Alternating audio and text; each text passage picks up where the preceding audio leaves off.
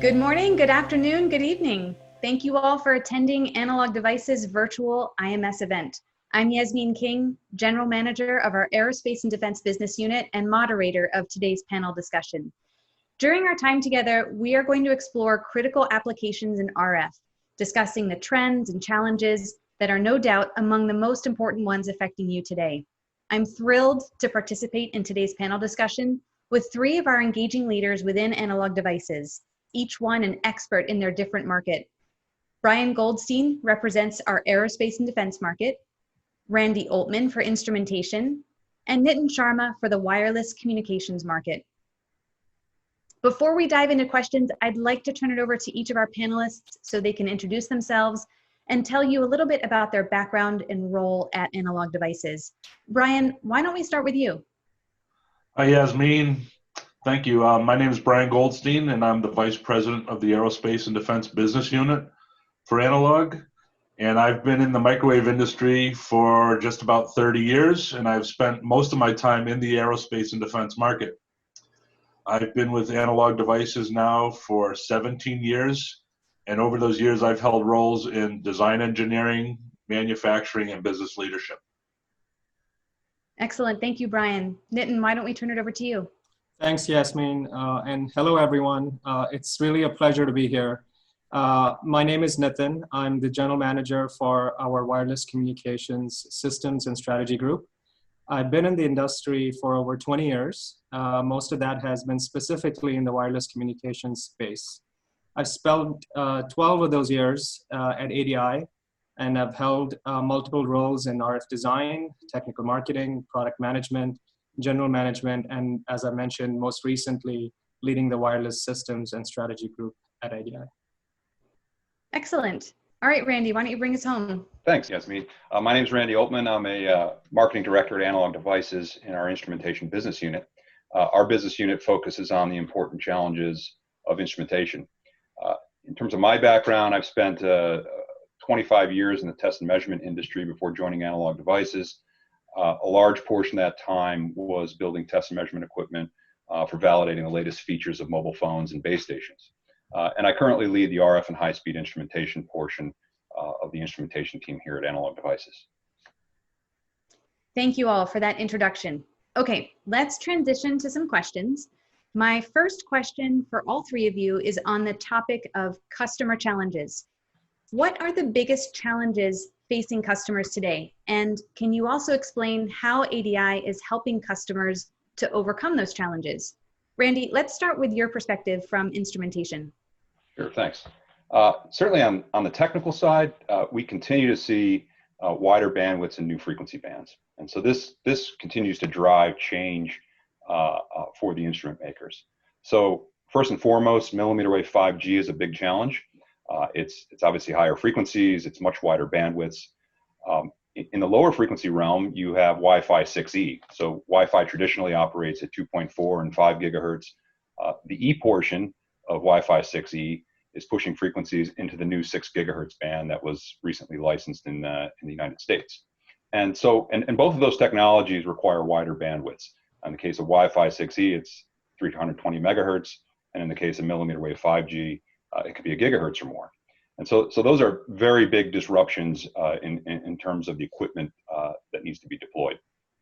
On the automotive radar side, switching gears for a minute away from communications, we've seen deployment of 70 and 80 gigahertz radar systems. And really the big change more recently is the drive to wider chirp bandwidths, upwards of 5 gigahertz to improve the resolution of the radar. So that's really driving change in the general purpose test equipment. And it's a real challenge to achieve simultaneously both the bandwidth and while maintaining fidelity. So to answer your second question, how do we address those challenges? I'll answer it two ways. First, as a component supplier, we continue to drive test and measurement features into our products. You know, whether it's a mixed signal data converter, VCOs and synthesizers, wideband components such as amplifiers, switches, mixers. We work with our teams internally to help them understand what is coming next in the instrumentation space and what are the needed features and functionality of those components. We also, in the instrumentation group, look at the test and measurement challenges from a system level. And we try and look at those challenges like our customers would and our customers' customers would. And so the instrumentation system engineering team does exactly that. So I'll give you an example going back to millimeter wave. How do you build a 49 gigahertz 5G signal chain that can achieve instrument grade EVM of 45 or 50 dB EVM? It's a big challenge, and it's not a one component challenge today. So, the challenges involve picking a frequency plan, understanding the choices of 0IF versus heterodyne, and many other choices that contribute to instrument grade performance. There's spin-off work that comes with that, new component design, such as we're developing a new component called it's a translation loop synthesizer called the ADF4401, just one example. But if we can deliver that reference design and understand those problems better, we can get our customers to a different point more quickly. Good, thank you, Randy. Nitin, how about for the communications market? What do you see as the biggest challenges of our customers, and how are you helping them? Yeah, that's a really interesting question, Yasmin. It's also interesting to hear Randy talk about what's happening, on his side with wider bandwidths. So when you look at the communication segment, there are several big challenges, and they're really driven by these mega trends around data demand and constant connectivity. So, number one, what we see is that the spectrum, there's new spectrum that keeps opening up. This is causing, the number of frequency bands and the number of product variants to just absolutely explode. Also, when you look at the recent C-band spectrum auctions that are upcoming, there are some looming tough co-location requirements emerging as well. The bandwidths are increasing, similar to what Randy mentioned. In sub 6 gigahertz systems alone, the bandwidths are upwards of 200 to 400 megahertz. A few years ago, we were talking about 40 megahertz, 60 megahertz, 75 megahertz. So these bandwidths have just tripled. C-band alone is around 280 megahertz. And when you start looking at millimeter wave, those bandwidths are just absolutely massive, 1.2 gigahertz all the way to 1.6 gigahertz in some cases. It's just amazing that, the technology is being asked to support these gigantic bandwidth requirements.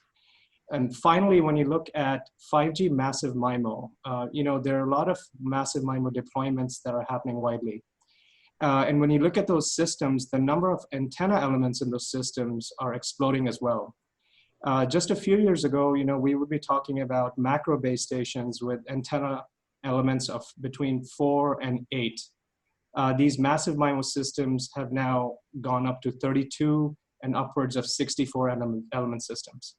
So when you look at all of this, the sum total of this is it's putting a lot of pressure on not only the system cost, power, and size, but it's also making the frequency planning and RF requirements a lot tougher to meet.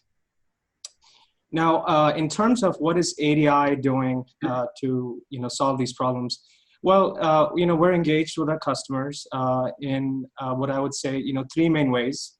The first one is, we're creating a lot of software-defined bandwidth and frequency scalable platforms that reduce the number of product variants that our customers need to design.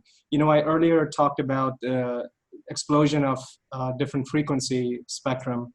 All that spectrum, all those require different variants of products. So reducing the number of product variants that our customers have to design is a really key and important aspect of saving them not only system cost, but also improving their time to market. The second aspect of it is we're adding a lot more signal processing algorithms into our products. And these signal processing algorithms are really there to optimize the cost and power at the system level. That's key to understand. It's adding some hardware, some software, some algorithms into our products that impact the performance at the entire system level. A good example of that is our digital pre-distortion hardware and algorithms that we integrate into our RF transceiver products. And those algorithms and hardware actually improve the efficiency of a power amplifier that's sitting in the system. Finally, we're providing complete signal chain solutions from the antenna all the way to bits for both our sub 6 gigahertz as well as millimeter wave applications. So, you think about the range of frequency, RF frequency that those systems need to support. That's all the way from 400 megahertz, all the way up to 47 gigahertz. So it's a massive swath of RF frequency coverage that our products need to be able to support. So Brian, we've heard about the challenges from instrumentation and from wireless communications. What do you see within aerospace and defense? So in aerospace and defense, our customers are seeing that adversaries are growing ever more sophisticated, and to counter these emerging threats, the military's advanced electronics-based systems need to be ever more sophisticated. They require higher levels of performance, and they need to get from the drawing board into the field in much shorter time frame. Our customers are also struggling with an aging workforce and with a struggle to replace critical engineering skill sets like RF microwave. And the way that Analog Devices is helping is that we are developing our own system level expertise. We're moving beyond the semiconductor level, particularly in the areas of radar, electronic warfare, and communication systems. And now we can really understand our customers' challenges firsthand. In many cases, we're now becoming an extension of their design teams, and we're supplementing their skills. Not only do we bring semiconductor level expertise, but we're now able to design complete system level solutions that can be used from the very beginning with concept demonstration and prototyping so that they can minimize the risk and speed their development process.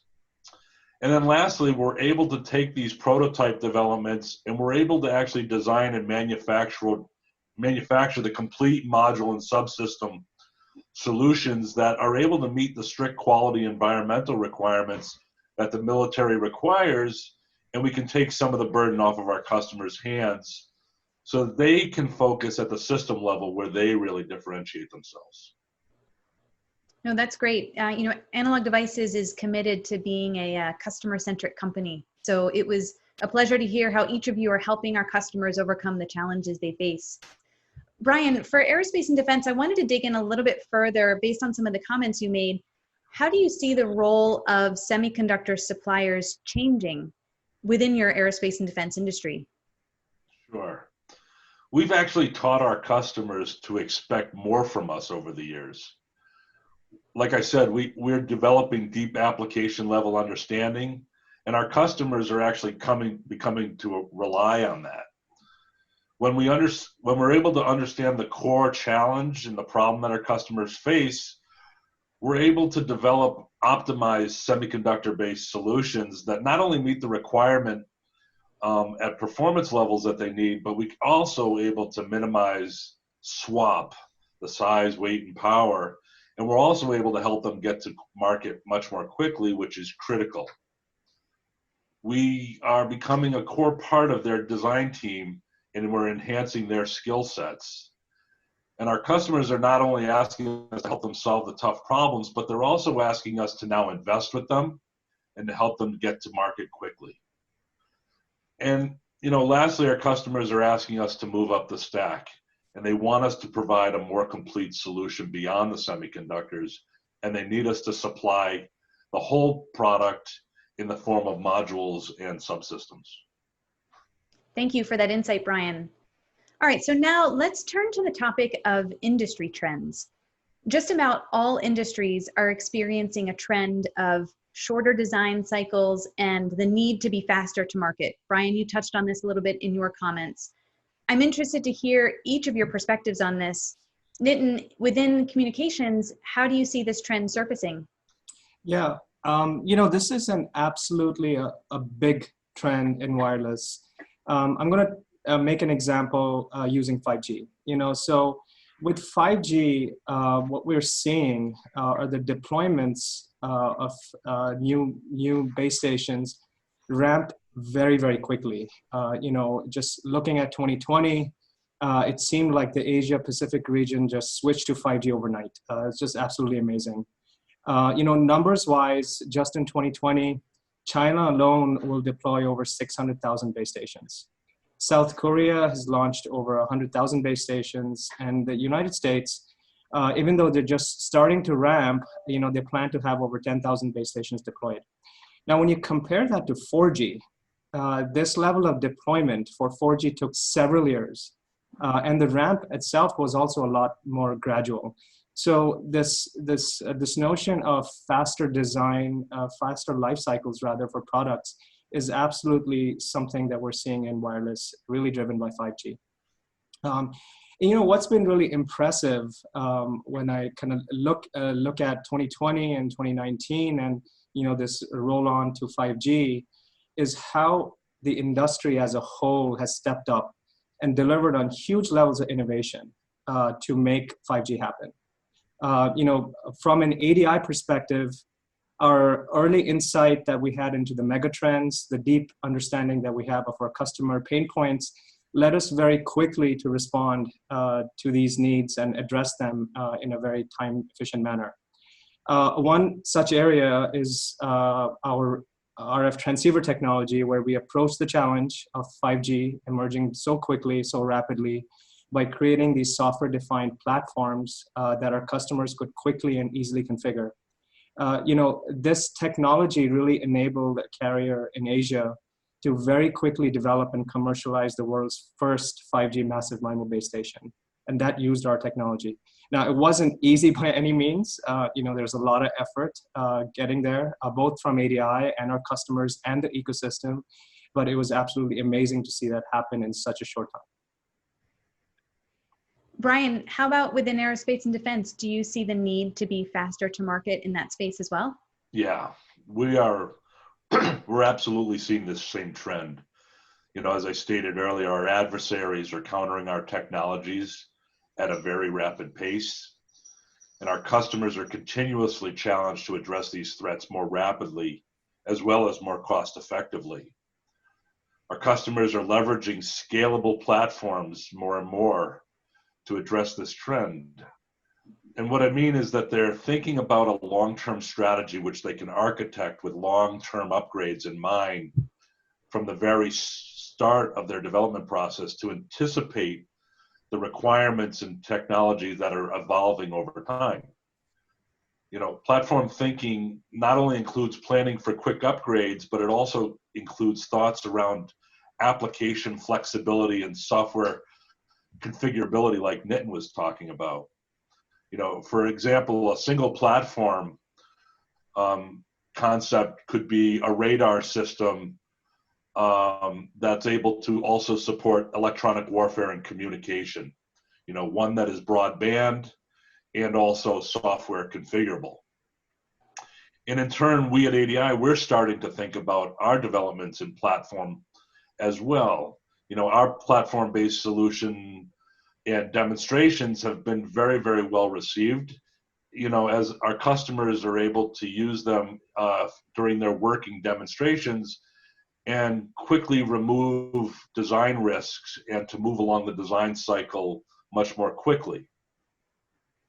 As an example, we've created an RF digitization platform demonstrating how we can synchronize multiple of our latest 28 nanometer high-speed converter for phased array applications in radar and electronic warfare. And this platform allows our customers to perform system-level evaluations while removing the risk of tough technical challenges like synchronization, calibration, and RF isolation very early in their design process. And this level of demonstration dramatically improves their development time, and it also creates opportunities for us to provide complete hardware solutions and take the whole problem off of our customers' plate. It also provides ADI a platform for us to build off of as we're developing our next generation technology and products. And lastly, one of the other ways that our customers are speeding time to market is there's more and more development happening of upgrading existing systems as opposed to starting from a clean sheet of paper. more and more the government is asking our customers to be upgrading systems because it reduces development costs and it really dramatically affects the time that we can get new technologies into the field. Thank you, Brian. Randy, do you see this within instrumentation, a trend for shorter design cycles? Yeah, for sure. We do see the same. And you know, I think Nitin and Brian, many of the comments they made, I could echo. You know, certainly in instrumentation, it's a competitive marketplace with some extreme time to market pressures. You know, for the reasons cited by Nitin, and certainly on the R&D side, that's true. Trying to get to 5G and eventually 6G. You know, and I think the other challenge to that is the very complicated nature of today's equipment. Is the cycles are shortening, but the equipment's not any easier to develop than it was previously. So, you know, there's a second piece of this is that we're finding that in addition to the time to market pressures, we're also finding that many customers struggle to sufficiently staff each and every project. So test and measurement companies often have many projects going on at the same time. The headline projects may be well staffed, but what about the secondary projects? What about an instrument redesign, or what about a project that's simply not as big a factor revenue-wise to that company? So whether it's for reasons of budget constraints or scarceness in the market, finding enough seasoned RF analog and mixed signal engineers is a challenge. And I think that's true across all the industries mentioned. And how do we address that? We in the instrumentation group, I'd say, you know, I'll go back to this system-centric view of the problem and trying to anticipate and understand our customers' challenges, either in time with them or better yet, in advance of when they would see those challenges. So in order to do that, you know, a number of years back, we started building an instrumentation group, assembling engineers into that team. And today it's made up of a mixture of chip designers. It's made up of a group of longtime instrument designers and their system engineers. So I think we do bring a comprehensive view of the problem, much in the way Brian's team does in aerospace and defense and Nitin's team does in wireless communications. And that makes us much better consultants to our customers and may help them get over the certain problems more quickly. I think also, you know, if you're starting from scratch and you look at the vast library of ADI's RF parts and third-party components available in the market, how do you put those together optimally? So certainly our team can help curate that list and, as mentioned previously, develop signal chain solutions that are a much better starting point in that they're proven to work. And so that could save some time and speed time to market. Lastly, and maybe similar to something in aerospace and defense, is that we do have examples where we're building complete measurement modules. We do this for a while now on the precision side, but it's tending to be true on the RF side as well, where we provide a complete measurement solution that can be dropped in either as the primary function of an instrument or maybe it's a secondary function. This could be a solution that looks like a single chip. It could be a module. We even have cases where we deliver complete schematics and tested firmware that provides the calibration function. So it's another way that a customer could implement a measurement function and allow them to spend more time on what they can really differentiate on, which might be their brand, or it might be the software, or it might be the subject matter expertise around the test and measurement challenge. Randy, you talked about anticipating your customer needs. I imagine instrumentation sees new technology requirements well before systems go to production. What technologies are the next front of RF test and measurement innovation for ADI? Sure, thanks, Yasmin. Yeah, it's very much true. We say inside the company that instrumentation leads the way. We see very early examples of this on the research side. So we see requirements being driven into general purpose test and measurement equipment. And then when we get to R&D, we start to see some very specific equipment like communications testers. And then ultimately, when you go to production, you'll see semiconductor testers, all seeing that same technology. But on the research front, very early on, we start to encounter this. So a past example of that would be Wi-Fi 6E, or a very early indicator of this new band that was going to challenge all of the existing instruments that were out there and deployed in the market. So Currently, though, there's a number of technologies we're focused on. I'll highlight two of them. The first one is 6G. It's very early for 6G, and there's many different attributes of 6G, and it's a decade off maybe. But there are some particular challenges to achieve the bandwidth that's being demanded by 6G, and to make it different enough from 5G. And part of that challenge is frequencies of operation above 100 gigahertz. And so what are the 100 gigahertz components available today? What might analog devices develop? And the answers to that question may not look like previous answers to those questions. And what I mean by that is it may not be a mixer, an amplifier, a switch, an attenuator. These may be entire subsystems that are developed for the instrumentation market. And there's fundamental reasons to that, and those reasons are primarily performance. But it's in order to get enough scale and to provide the performance, we think the answer to that question above 100 gigahertz is going to look very different than equipment below 50 gigahertz. The other one I'd say, and I'll relate it to millimeter wave production test, we talked about that previously, and there's a particular attribute there, and our expectation is that certain semiconductor devices will have the antennas embedded into the package. So we call this antenna in package. And it's likely to show up on mobile phones. I'd say in the production test space at very high volumes, there are certain products today that get tested over the air, like mobile phones. That there are steps in the production process where there's often an over the air test, but that's not widely done, and to our knowledge, done only in limited cases and in low volumes in the case of semiconductors. So if you consider millimeter wave consumer devices in the future made by the millions, where you have semiconductors that have antennas embedded to them, how are those going to be tested in production as a semiconductor, where the test times are demanded to be extremely short? You're not going to take each and every one of these into a large anechoic chamber and test them over the air. So it's a complicated problem around the test and measurement method, around the test methodology, the handlers. It's a multifaceted problem to address that. So those are the two primary areas that we think will impact us eventually. A theme I've heard each of you talk about is this pace of technology disruption and how it continues to accelerate and affect how we live, how we work.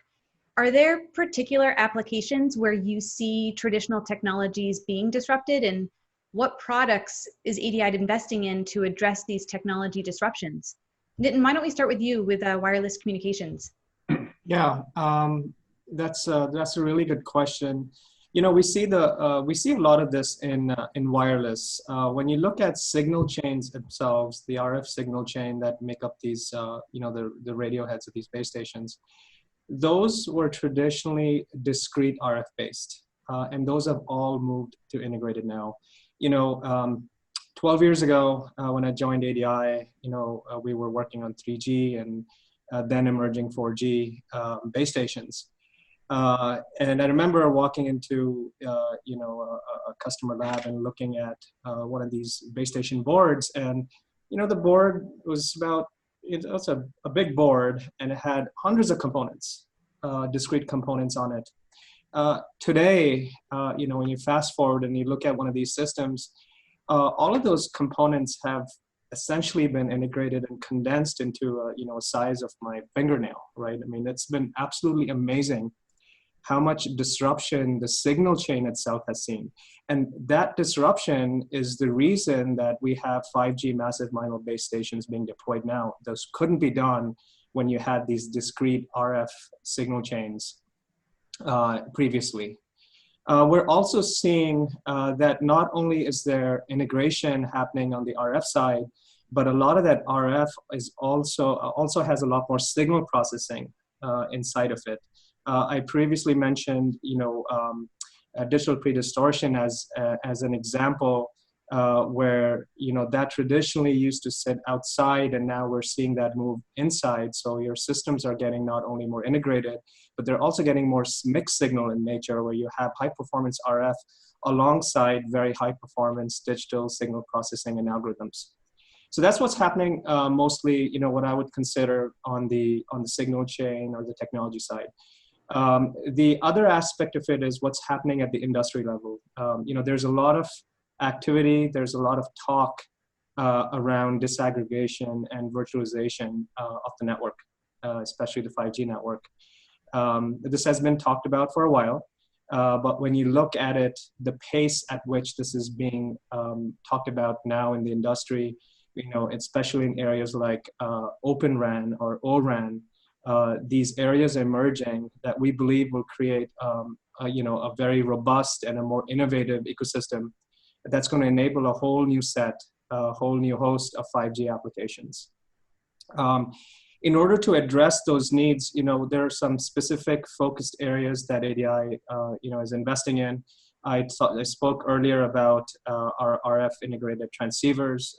Those software-defined transceivers are a core engine of how we're bringing 5G technology to the market, inclusive of the digital signal processing and algorithms. Those we continue to see emerge. Inclusive of that, there's a whole host of high-performance RF amplifiers, LNA switches, the types of things that go into the front ends of these radios that create an end-to-end solution. On the millimeter wave side, Randy talked a little bit about this antenna and package solution.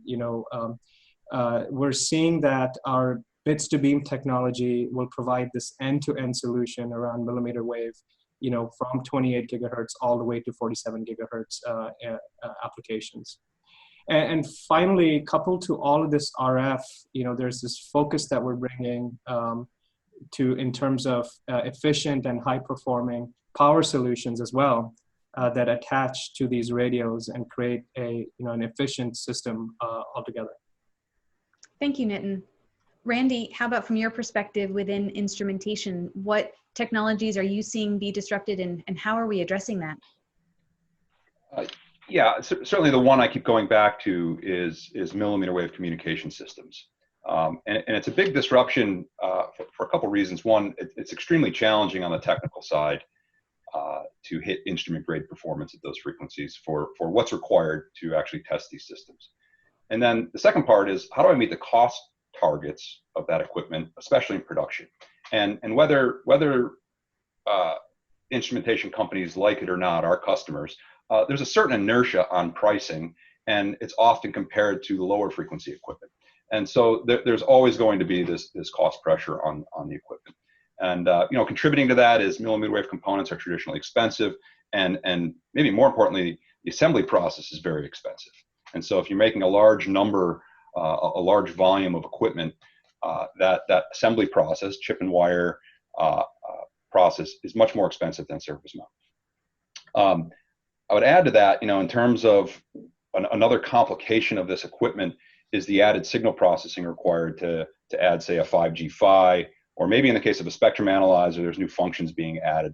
And this is driving ever bigger and more expensive FPGAs in the equipment, which is often the heart of these instruments is an FPGA. And so there's a few relevant investments that we're making that really address this problem. The first is, you can find on our website today wideband components, switches, amplifiers that are surface mount that operate to 55 gigahertz and above. And we continue to drive very hard on the packaging technology and understanding the transitions and the parasitics of package to board to continue to drive that frequency ever higher. The other piece of that is to stay in surface mount is to integrate common functions together. So we have some examples of that where we combine, say, a low noise amplifier and multiple switches to create an integrated front end. So it not only reduces the size, but more importantly for our instrumentation customers, it reduces the parasitics involved with going on and off chip and really helping the overall performance. So this is a very big investment that really doesn't show up as a headline, but what the resulting components that come from that effort are surface mount, more integrated functionality, and contribute to better instrument performance overall. I'd say on there's maybe two other trends here, and they're both tied to our high-speed converters. The first is we continue to push the RF frequency of our converters ever higher. So 6 gigahertz, 8 gigahertz, 10 gigahertz and higher.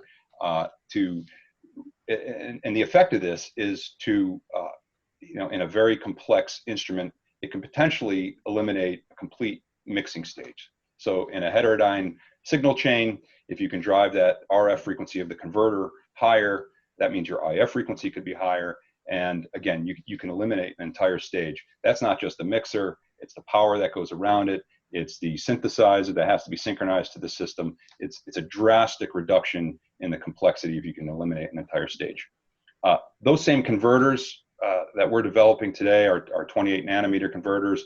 And as we head towards the future and the transceivers that Nitin mentioned, there's more signal processing by orders of magnitude compared to prior generations. And the signal processing we're adding targets the common signal processing, not only in test and measurement, but we look at that problem from aerospace and defense, and we look at it from communications as well. And so this can be a significant offload of processing functionality that would traditionally be done in the FPGA. And so that has a couple effects. It can free up space in the FPGA to add protocols. It could also be the case that it simply allows you to reduce the overall size of the FPGA, lowering the cost. There's an added power, so there's an added bonus there of power reduction. It's not always the most important attribute for instrumentation, but in some cases it is very important. And so those three aspects, surface mount RF components, the high frequency RF converters, and then the signal processing in those converters are very important to the future of millimeter wave instrumentation. Thank you, Randy. Brian, how about you? What disruptions do you see within aerospace defense? Yeah, it's really interesting. Everything that Randy just mentioned all parallels over into the applications in aerospace and defense in radar and EW and communications.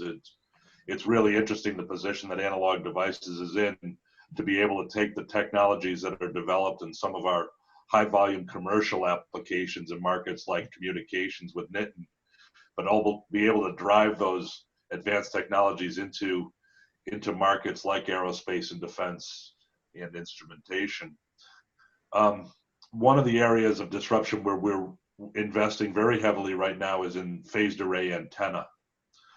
We're working on the technologies that are advancing the state of the art in these systems, and we're doing it for all the different sensing applications like radar, EW, communications, but also in the different platforms on land and sea and air and space, all of which have their own different sets of quality and reliability specifications.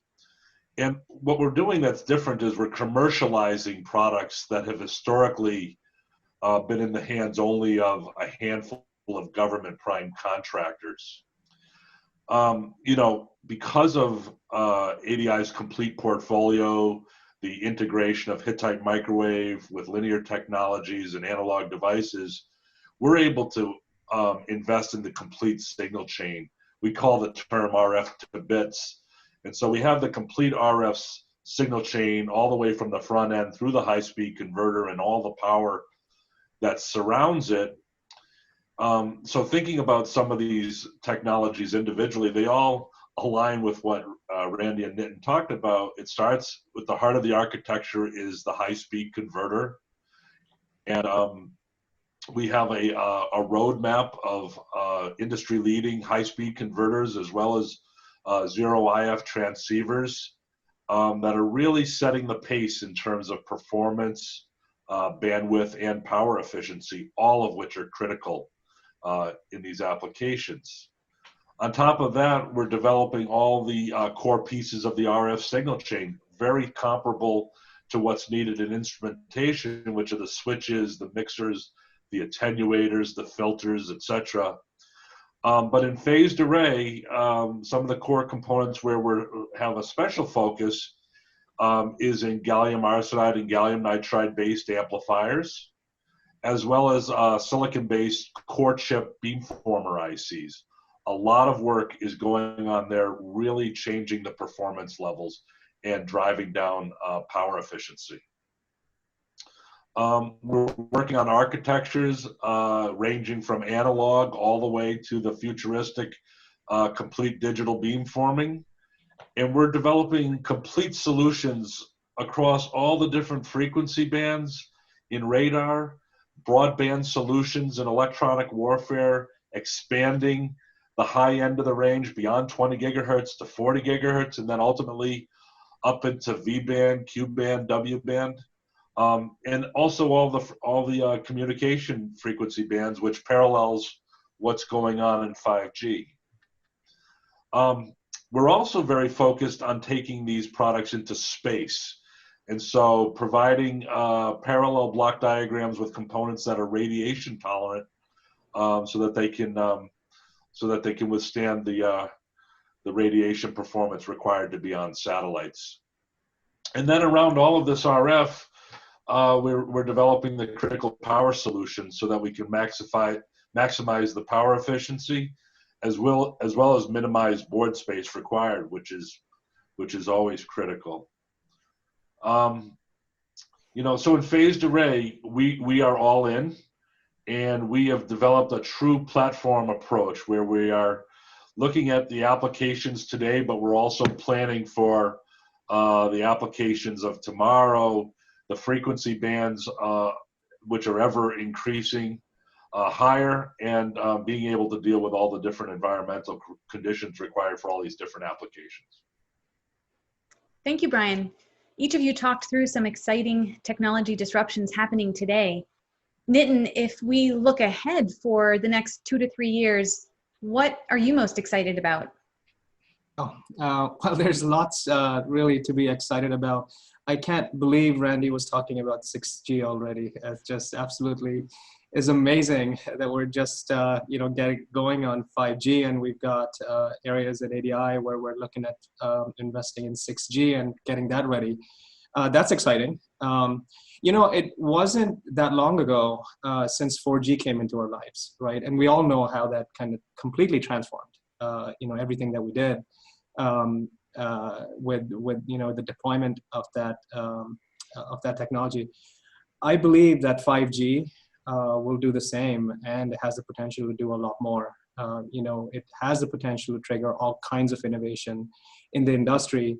We talked a lot about the technology innovation, but 5G will bring with it what we believe are business model innovations as well, and that's going to be really exciting to see what kinds of applications and what kinds of functions that we come up with to leverage on top of this 5G network. What's exciting most for me is this convergence of 5G infrastructure with the other verticals. Randy and Brian talked about some of what's happening on their segment, but this convergence of the 5G infrastructure that's being put in place with industrial and automotive and consumer medical instrumentation. There's so much potential and so much opportunity there to connect the world in wonderful ways that we can't even imagine today will happen. Personally, I'm very excited because it's a really interesting time in the industry. The industry is going through so much change and so much innovation, and from hearing what Randy and Brian have talked about today, it's just absolutely exciting to be part of a company that's leading the way for the future of 5G and 6G now as well. Yeah, thank you, Nitin. That was great. Well, that wraps it up. Thank you to our audience for attending today's virtual IMS event, and to Brian, Randy, and Nitin for discussing critical applications in RF. Your insights on the trends and the challenges we're facing was enlightening to hear about. Audience, enjoy the rest of your IMS show. We'll see you next time. Thank you. Thank you.